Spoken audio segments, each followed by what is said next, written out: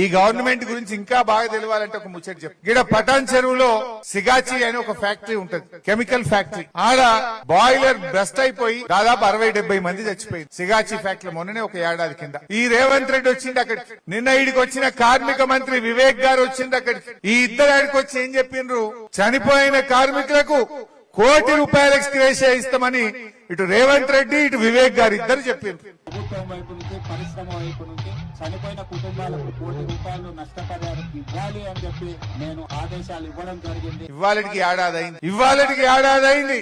రాష్ట్ర ప్రభుత్వం ₹1 కూడా ఇవాళటి వరకు ఇవ్వలేదు. ఆ కంపెనీ కూడా 20-30 లక్షలు ఇచ్చిండు తప్ప రేవంత్ రెడ్డి వచ్చాడు చెప్పిండు ₹1 కోటి ఇస్తా అన్నాడు. నువ్వు ముఖ్యమంత్రివా ఇంకేమన్నా? ముఖ్యమంత్రి మాటకి ఎవరు ఇజ్జత్ ఉండాలనా వద్దా? రేవంత్ రెడ్డి వచ్చి ₹1 కోటి ఇస్తా అని శవాల మీద చెప్పొచ్చిండు. ఇవాళకి కూడా ఆ కార్మికులకు ఇవాళ ₹1 కోటి రాలే.